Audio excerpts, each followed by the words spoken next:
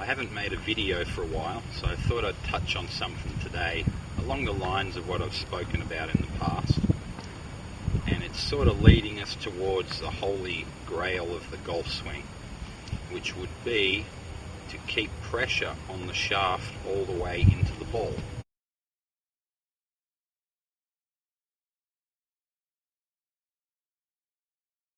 Now, it's a big difference between a poor or average player to a good player to one of the best players ever as far as ball striking terms. So the idea, and we always hear this word lag, lag is really nothing more than the club head staying up. We're keeping an angle here. We're keeping an angle in relation to the shaft and our forearm. And that's what lag is. So we try and keep the lag for as long as we can and then deliver it.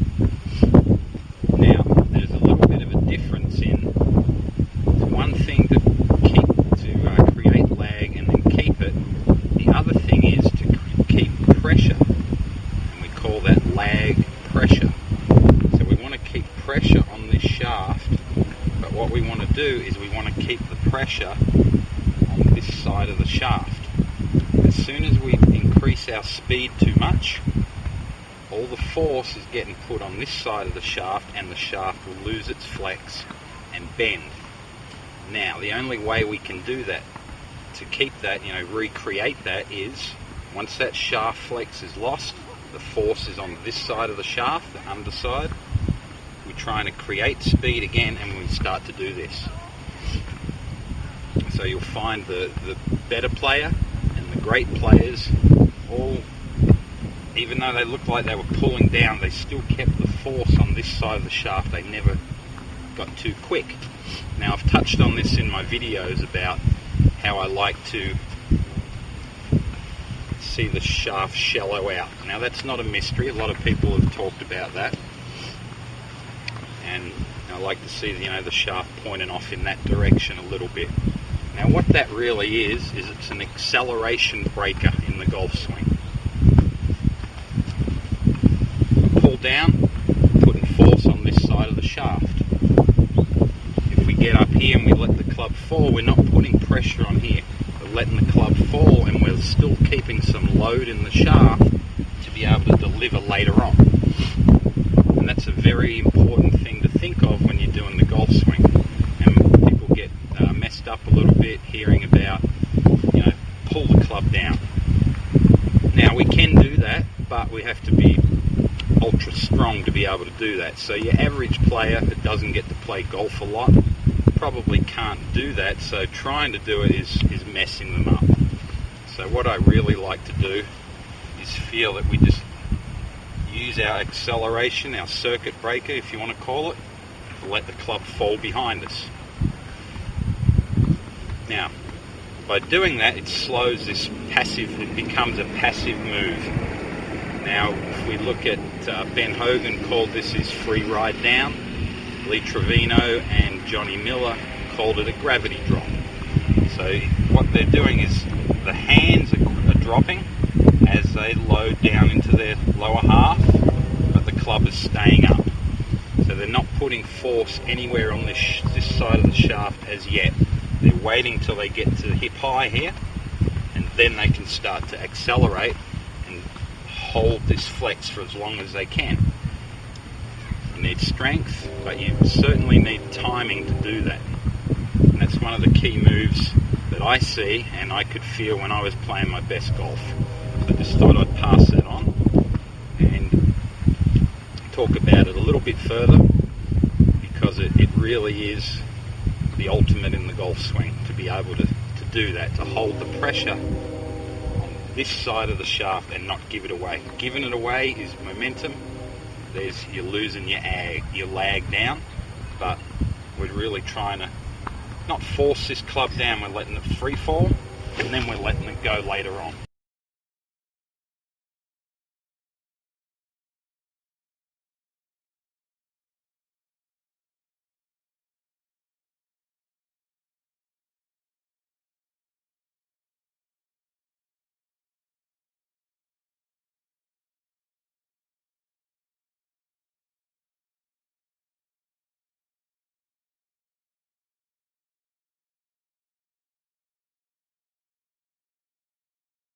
So let's talk a little bit more about lag itself and what it looks like.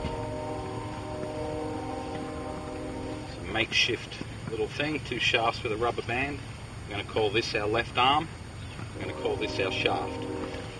Okay, so as we get up to the top here, I'm creating lag. You can see, even if I pull down, I'm still creating lag, but the further I get down, the more that angle gets thrown away, disappeared. If I get too fast up here, obviously, and it's more of a right-handed thing, then I'm losing it immediately. So we've got to try and resist that. So we hear tempo in the golf swing. Tempo is very important. Obviously, we hit the ball down here. We don't hit it up here. So the more that we can speed up later, better off we're going to be. One, it's going to hold the face on the path better. If I go fast here, then I'm slowing down. So it's much easier for that face to move around as I get to impact.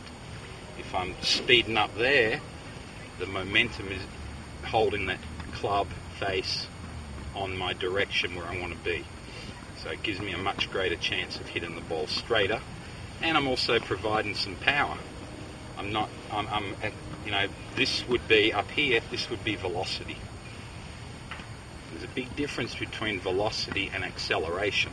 We're after acceleration, so we're trying to accelerate, not create velocity.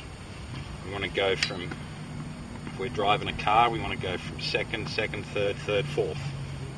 We don't want to get up here and go second, go to fourth or fifth straight away.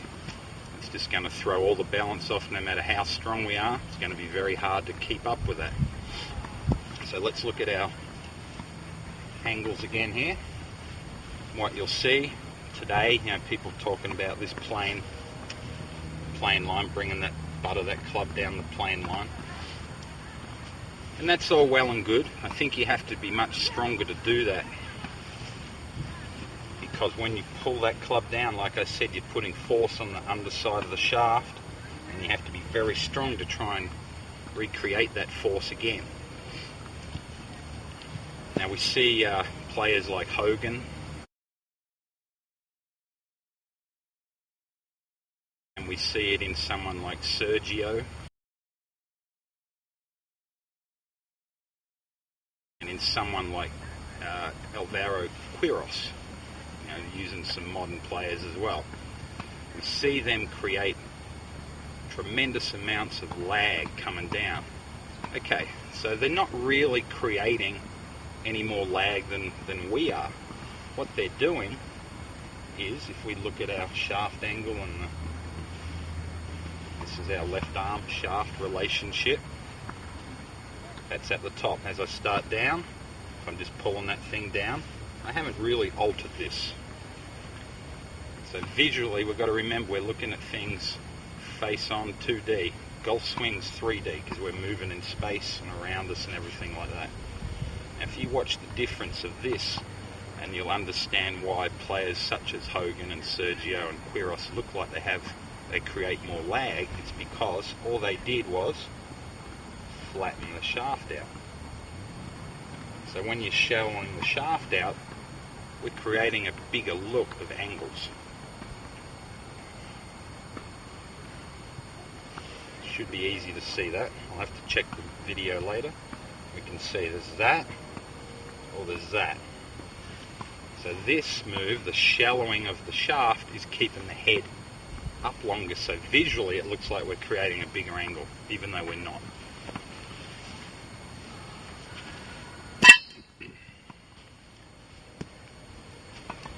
Okay, so we've got our lag, and we've got our angle, and we've got to try and keep pressure on that shaft for as long as we can.